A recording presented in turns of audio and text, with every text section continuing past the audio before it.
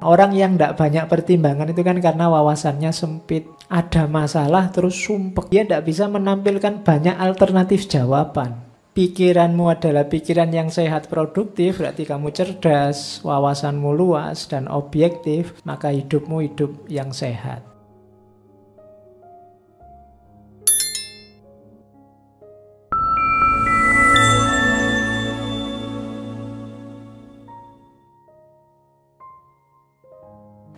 Oke, bismillah. Assalamualaikum warahmatullahi wabarakatuh. Bismillah, kita lanjutkan ngaji filsafat kita. Oke. Terakhir ada kebutuhan eksistensial namanya kebutuhan orientasi, kerangka orientasi, need for frame of orientation. Ini framework. Framework itu kerangka berpikir.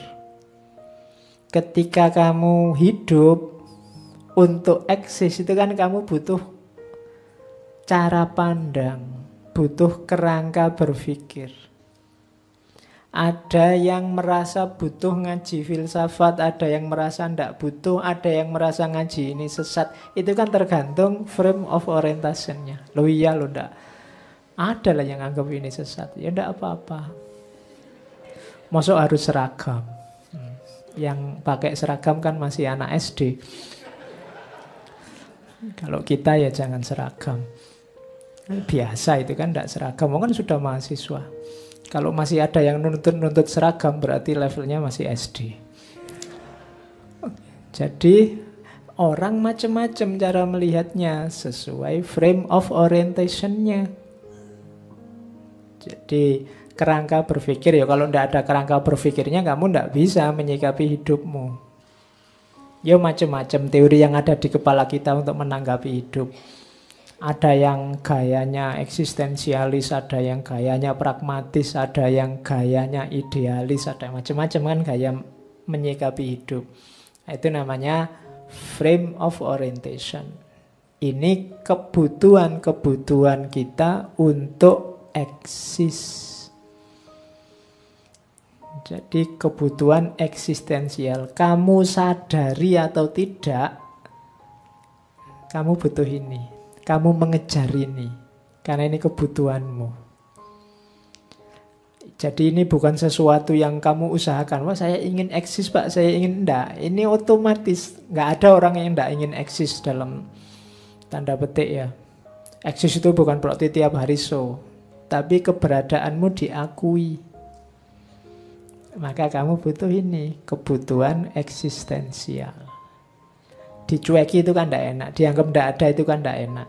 Siapapun dia. Maka untuk eksis itu biasanya strategimu 5 ini. Frame of orientation, kemudian berakar, transenden, relasi, dan identity. Terus, jadi ini dasar teorinya itu. Sekarang kita lihat.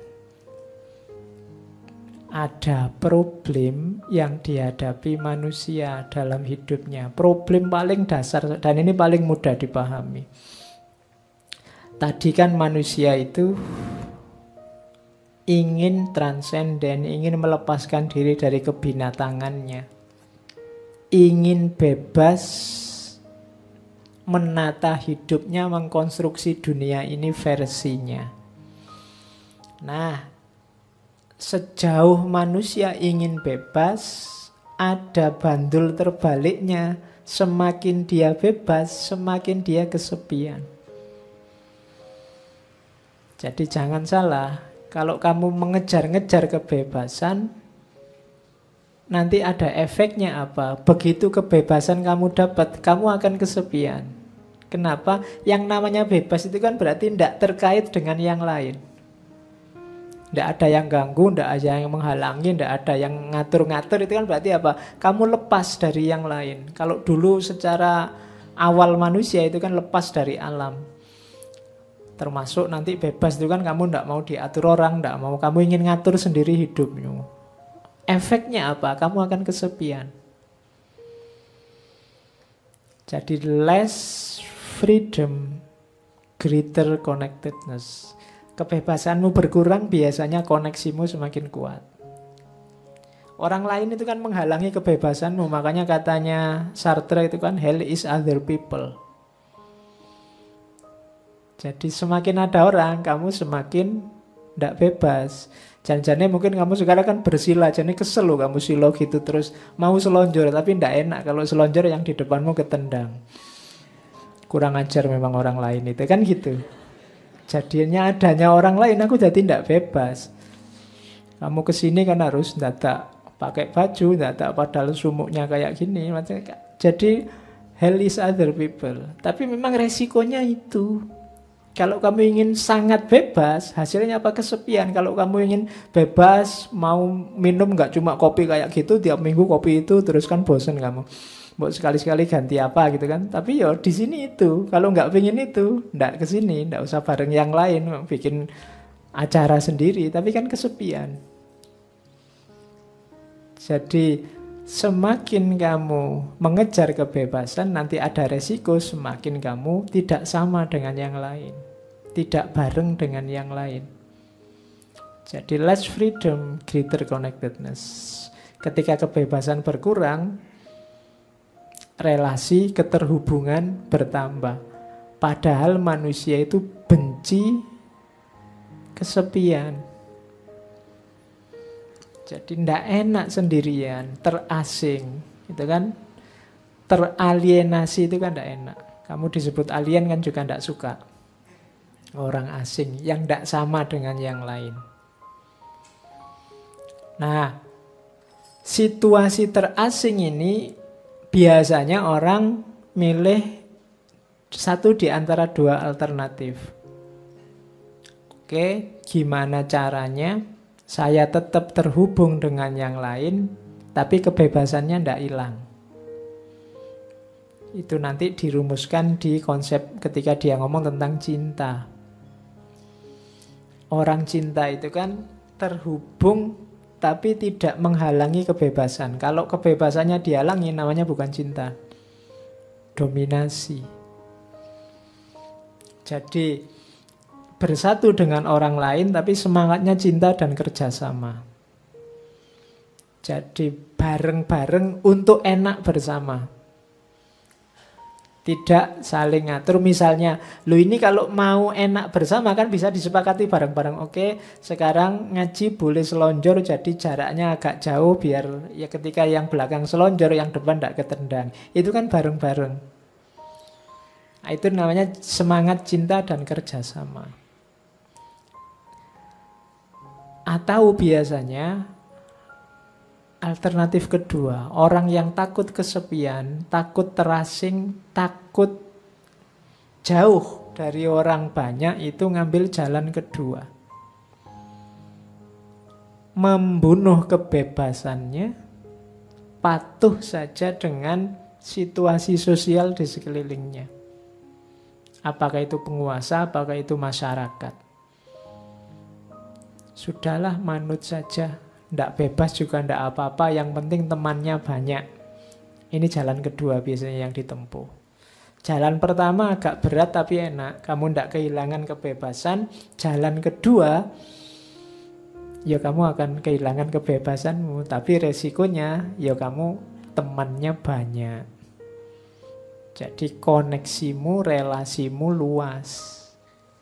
Resikonya kehilangan kebebasan. Orang tinggal milih mau pilihan yang pertama apa pilihan yang kedua. Karena sepi itu ndak enak, terasing itu ndak enak. Terus, nah, secara lebih detail nanti yang kedua tadi, biasanya orang melakukan 3 hal. Ini yang lari dari kebebasan tadi. Jadi jalan pertama orang lari dari kebebasan itu adalah jalan otoritarianisme. Jadi otoritarianisme itu berarti orang melepaskan kebebasannya, bergabung dengan orang lain di luar dirinya untuk hal-hal yang ingin dia peroleh. Kita sering menyebutnya otoriter. Nah, lari dari kebebasan itu, kebebasanmu dibuang, kamu ikut aturannya orang lain. Itu struktur ini namanya struktur otoriter. Bentuknya dua, masokisme dan sadisme. Masokisme itu kalian yang inferior, kalau sadisme itu kalian yang superior. Struktur yang superior inferior ini sebenarnya struktur yang tidak sehat, struktur yang tidak setara. Di situ ada otoritarianisme. Jadi kalau kalian membuang kebebasanmu begitu saja, manut saja, kamu dijajah orang, diatur-atur orang, itu namanya masokisme. Injak-injaklah aku, jajahlah aku, yang penting kamu jangan pergi dariku. Nah, itu mentalnya namanya masokisme. Maki-makilah aku, sakiti aku, ndak apa-apa, yang penting jangan jauh-jauh dariku. Itu masokisme. Kalau yang kedua, untuk orang agar tetap bersamamu, kamu berperilaku sadisme. Biasanya ini yang punya kekuasaan, menguasai yang lain, membuat orang lain tergantung. Kamu jangan begitu ya, kalau kamu begitu tak tinggal loh. Nah, itu gaya yang kedua. Jangan lakukan itu. Kalau kamu lakukan itu, lebih baik kita putus saja. Itu terus orang kan jadi tergantung padamu. Biar ndak otoriter, putus ya wis ora apa-apa. Nah, itu berarti kamu keluar dari struktur yang otoriter. Kalau yang masokis tadi keluar dari struktur yang membiarkan dirimu tertindas. Itu kalau bahasanya agama, unsur akhoka dzaliman au madzluman. Tolonglah saudaramu, baik yang zalim atau yang madzlum. Zalim itu berarti dia yang sadis tadi. Madzlum itu yang masokis tadi. Dua-duanya kehilangan kebebasan. Orang kehilangan kebebasan itu kehilangan eksistensi, kehilangan jati dirinya. Maka untuk bahan evaluasi kamu cek ya, dalam hal apa kamu tergantung sama orang lain, tidak bisa keluar dari jeratannya orang lain. Berarti kamu ada di struktur tadi. Struktur yang ada superior, ada inferior. Jangan-jangan kamu yang superior, yang lain inferior, atau kamu yang inferior, kamu sedang tunduk pada kekuatan yang kamu anggap superior. Nah, ini kemungkinan dirimu akan kehilangan eksistensi jati diri. Yang kedua, ini lebih dahsyat lagi daripada otoritarian, namanya destruktif. Kalau ini ngerusak. Jadi orang yang karena terganggu kebebasannya, dia ingin lari dari kebebasan, tidak dengan cara menjalin hubungan. Kalau menjalin hubungan kan tadi jadinya otoriter. Ini dengan cara merusak. Kamu tadi kan sendirian, merasa terasing. Nah, ini kalau orang destruktif, caranya apa? Menyakiti orang lain atau berusaha menyingkirkan orang lain. Rumusnya apa? Kalau tidak ada orang lain, aku tidak akan bisa tersakiti. Selama ini aku kan sakit gara-gara orang lain. Orang lain yang maki-maki aku, membuat aku tidak bebas, membuat aku sumpek, membuat aku tidak berdaya. Maka solusinya apa? Buang semua orang lain, hancurkan orang lain. Nah, itu mekanisme destruktif. Kalau untuk orang kuat bisa, tapi untuk orang lemah gimana? Yang kedua, yang dihancurkan dirinya sendiri. Kalau aku tidak ada, maka aku tidak akan tersakiti. Berarti apa? Dia bunuh diri secara eksistensial. Biasanya orangnya, alah aku ini apa sih? Alah aku ini bukan orang penting kok. Alah aku ini. Nah, itu cirinya orang yang di level 2 ini. Menghancurkan dirinya. Jadi kalau orangnya kuat, dia menghancurkan yang lain, kalau dia lemah menghancurkan dirinya sendiri. Ini mekanisme lari dari kebebasan yang destruktif. Merusak orang lain atau merusak dirinya sendiri. Banyak kan orang gini, biasanya yang kedua ini orang yang sangat minder, yang pertama orang yang sangat pede. Sangat pede itu kan orang lain nggak dipandang sama sekali, nggak dianggap sama sekali, dianggap nggak ada. Yang kedua, dirinya sendiri yang dilenyapkan, dianggap tidak ada. Saya ini orang rendahan, Pak. Saya ini orang kecil, Pak. Kan gitu. Itu level yang kedua. Kalau saya masih mending. Kalau saya ngomong, wah saya itu orang kecil. Aslinya kan memang cilik. Tinggi saya paling berapa? Saya itu orang rendahan kok, Pak. Memang rendah. Tapi bukan itu maksudnya. Kamu menganggap dirimu sama sekali tidak berarti. Apa sih saya ini? Nah, itu level 2. Serius ini ya, tapi bukan yang basa-basi loh. Kan banyak orang ngomong ini basa-basi.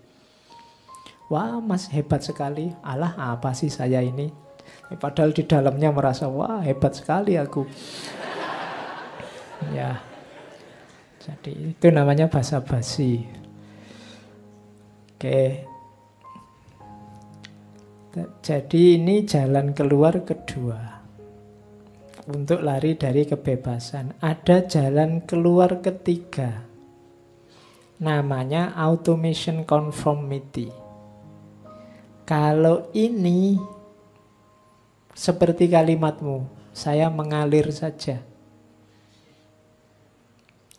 Jadi masyarakat apa saya ikut, yang lain kemana saya ikut, pasrah. Jadi objek perkembangan masyarakat. Orang ini aman dia, karena mengalir maka dia di masyarakat juga nyaman, aman. Dengan dirinya sendiri juga nyaman, aman. Cuma resikonya dia kehilangan jati diri. Sering saya bilang bahwa orang yang hidupnya di tengah kerumunan, ya dia akan jadi kerumunan. Identitas individualnya hilang. Kamu tidak dilihat. Yang dilihat yang unik. Kan orang lihat itu selalu yang unik, yang satu. Tapi yang kerumunan tidak dilihat. Kamu ikut demo apa bareng-bareng itu kan kamu tidak dilihat. Yang dilihat ya kerumunannya. Kamunya hilang. Jadi itu namanya automation conformity. Kamu manut saja dengan lingkunganmu. Orang mengidentifikasimu tidak sebagai dirimu, tapi sebagai identitas kerumunanmu. Itu kayak tadi ya. Ketika rootedness tadi kamu, oh saya ini pro sana Pak. Saya ini orang yang grup sana Pak. Saya ini, ya, itu identitasmu, identitas kerumunan. Bukan identitas individual.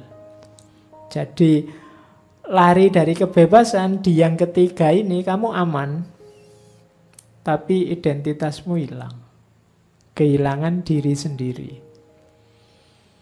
Jadi 3 hal ini, automation conformity, destruksi, otoritarian, ini cara manusia melarikan diri dari kebebasan. Katanya siapa orang merindukan kebebasan.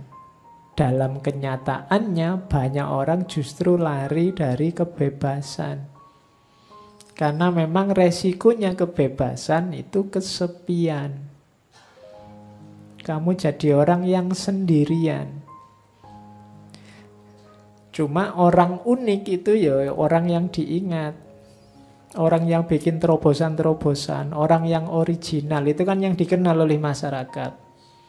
Yang ditulis oleh sejarah. Sejarah tidak nulis kerumunan kan kalau tentang cerita-cerita orang, tapi nulis tentang tokoh-tokoh. Tokoh ini selalu orang yang original. Nah, dan ini tidak banyak. Tidak banyak.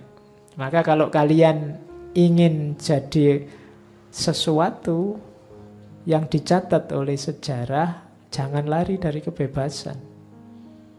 Jadikan dirimu unik. Nah, itu maunya Fromm. Terus Dari mana sih orang sehingga terbangun mental lari dari kebebasan tadi? Awalnya katanya Erich Fromm dari kondisi keluarga. Ada keluarga simbiotik, ada keluarga cuek, dan ada keluarga ideal. Dua yang pertama itu menghalangi orang eksis bebas jadi dirinya. Yang terakhir, yang ideal, itulah sebenarnya keluarga yang baik. Keluarga simbiotik itu keluarga yang tidak setara, tapi keluarga yang saling menguasai. Misalnya orang tua yang terlalu dominan, sehingga anak harus manut apa saja keinginan orang tua. Atau sebaliknya, anaknya terlalu dominan, orang tuanya hanya jadi pelayannya. Pokoknya anaknya mau apa saja harus. Nanti mungkin orang tuanya merasa, wah saya ini orang kecil, orang desa, tidak ngerti apa-apa, anakku kuliah sudah sampai S2.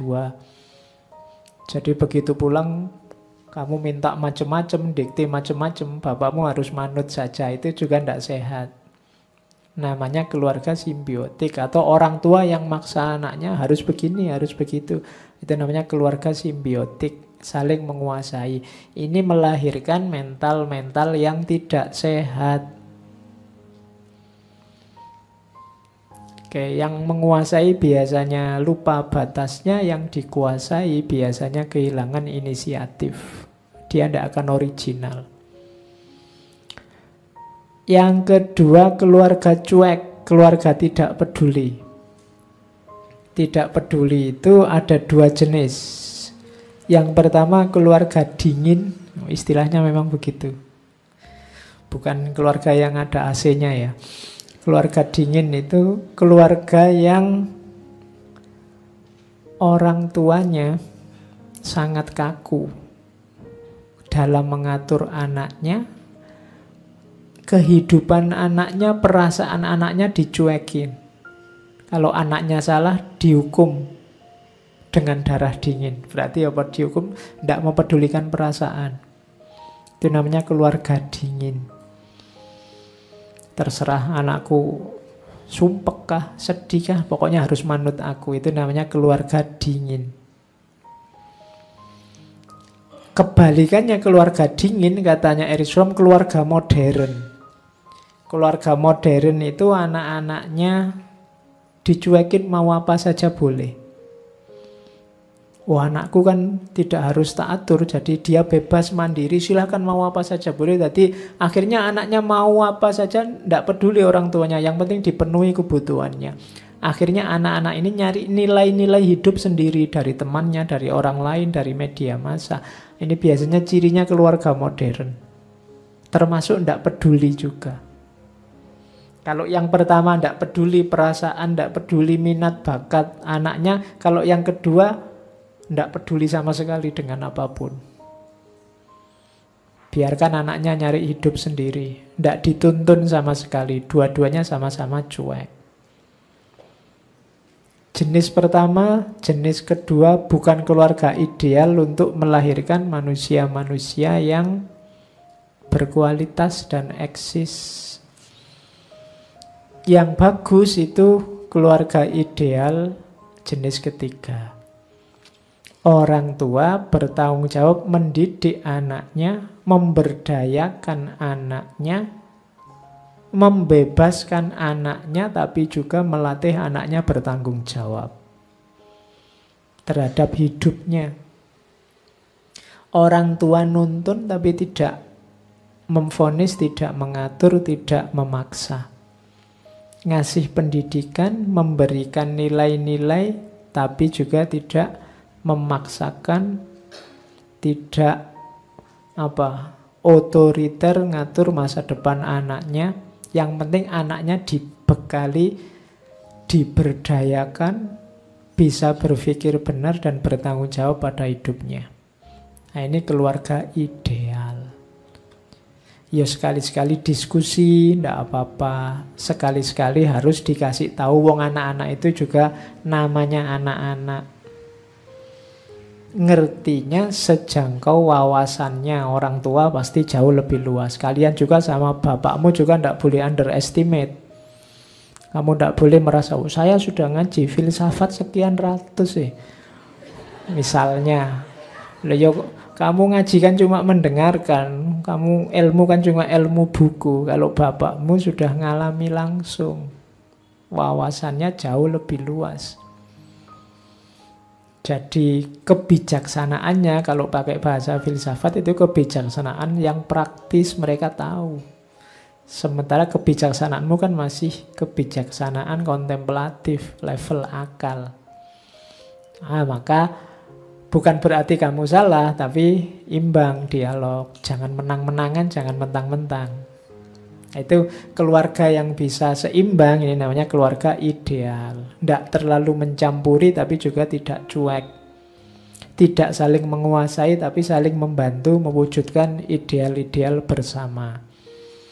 Nah, itu sarannya Erich Fromm tentang kondisi keluarga.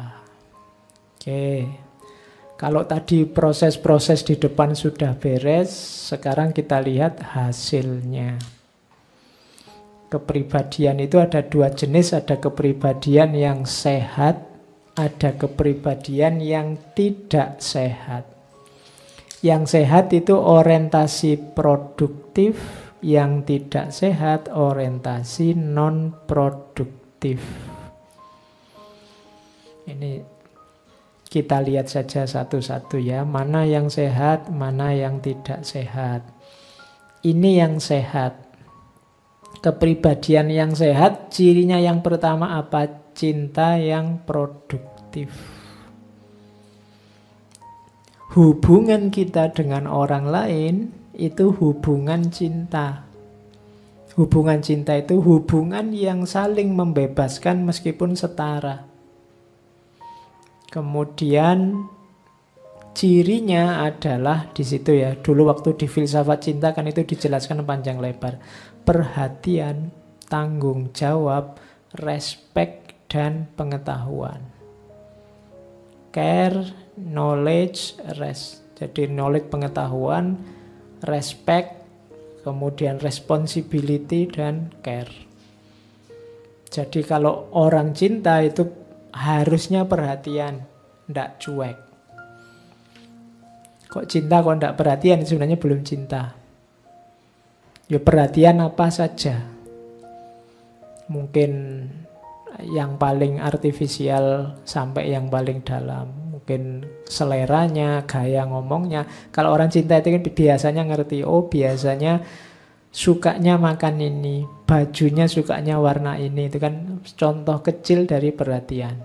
Kalau cinta kok ditanya yang gitu-gitu ndak bisa jawab, biasanya masih ndak terlalu cinta. Bajunya ya ndak tahu Pak, biasanya bajunya sih ganti-ganti. Kalau makanan kesukaan ndak tahu juga Pak, biasanya asal dibayari apa saja mau. Terus kalau itu ya kalau apa-apa ndak tahu ya berarti ndak ada perhatian. Yang kedua tanggung jawab. Tanggung jawab itu ya peduli. Jangan mentang-mentang membebaskan terus oh sudahlah kamu bebas saja mau ayo jalan-jalan di luar ndak pakai helm juga ndak apa-apa, ndak yo janganlah, tanggung jawab peduli pakai helm ya. Kalau pasanganmu melakukan hal-hal yang konyol, kita peduli, janganlah, jangan begitu. Itu namanya tanggung jawab. Ya tanggung jawab bukan berarti kalau sudah hamil harus dinikahi ya Pak. Ya ndak cuma itu. Ya termasuk itu seandainya lo ya. Kalau itu sudah hukumnya wajib mughaladhah itu. Tapi ndak cuma itu. Jadi tanggung jawab itu berarti ya kamu ikut masuk dan ikut memperhatikan pertumbuhan kepribadiannya. Respect itu menghargai. Jadi ndak maksa-maksa. Kalau dia sukanya itu ya ndak apa-apa dihargai. Dan yang terakhir pengetahuan. Kalau pengetahuan itu ya kamu harus Biasanya orang suka itu ingin tahu apa saja yang sehubungan dengan yang disukai, yang dicintai. Itu kalau ada temanmu kok kepo terus tentang dirimu, nggak pernah komen sih, tapi tiap hari stalking, lihat Facebookmu, lihat itumu, yo kemungkinan ada rasa. Ya, cuma nggak berani ngomong aja. Nah, itu kenapa ada unsur pengetahuan masuk. Dia ingin tahu banyak hal tentang dirimu. Nah, jadi cinta itu ada pengetahuan, penghargaan, tanggung jawab, dan perhatian. Hidup yang produktif itu hidup yang dihiasi oleh cinta yang produktif. Tanda-tanda kepribadianmu sehat. Ciri pertama itu. Ciri kedua, orientasi produktif itu pikiran yang produktif. Jadi pikiran produktif itu cirinya 3. Cerdas, pertimbangan, dan objektivitas. Jadi cerdas itu ya kemampuan logikanya jalan. Pertimbangan itu wawasannya luas. Wawasan luas sehingga banyak pertimbangan. Orang yang tidak banyak pertimbangan itu kan karena wawasannya sempit. Ada masalah terus sumpek, ini gimana jalan keluarnya? Kenapa bisa begitu? Dia tidak bisa menampilkan banyak alternatif jawaban. Ini kemampuan pertimbangan namanya. Jadi, ini kok mau ngaji kok hujan? Oh, bisa pakai jas hujan, bisa bareng teman yang punya mobil, bisa jalannya banyak. Tapi yang wawasannya sempit, hujan, oh berarti libur. Ya, jadi dia tidak banyak alternatif yang muncul di kepalanya, munculnya cuma itu. Gitu. Jadi wawasan harus luas. Kalau orang Jawa menyebutnya nalari cupet. Nalari cupet itu wawasannya sempit, pendek. Kamu sekarang menyebutnya sumbu pendek. Sumbu pendek itu kenapa kok sumbunya pendek? Karena wawasannya tidak luas, sumbunya tidak panjang. Ada masalah, terus meledaknya cepat. Kenapa sumbunya pendek? Maka wawasan harus panjang. Diputus pacar, itu kalau sumbunya pendek, wah duniaku gelap, enaknya bunuh diri saya. Karena langit runtuh itu kan ya, karena kamu wawasanmu tidak luas. Coba wawasanmu luas, diputus pacar kan alternatifnya macam-macam. Bisa cari lagi, bisa ke dukun, bisa... Loh iya kan? Loh kan banyak masih alternatifnya, masih banyak. Oke, jadi itu namanya kemampuan pertimbangan. Dan objektif itu realistis. Jadi kenyataannya begitu, dibaca seperti itu objektif. Baik dibilang baik, jelek dibilang jelek. Jadi kalau tadi dimensi perasaannya isinya cinta, pikiranmu adalah pikiran yang sehat produktif, berarti kamu cerdas, wawasanmu luas dan objektif, maka hidupmu hidup yang sehat. Jadi cirinya itu. Terus bahagia. Bahagia itu antara kelegaan dan peningkatan kualitas diri. Kalau di Erich Fromm, bahagia itu biasanya ada situasi ideal yang tercapai. Itu bahagia.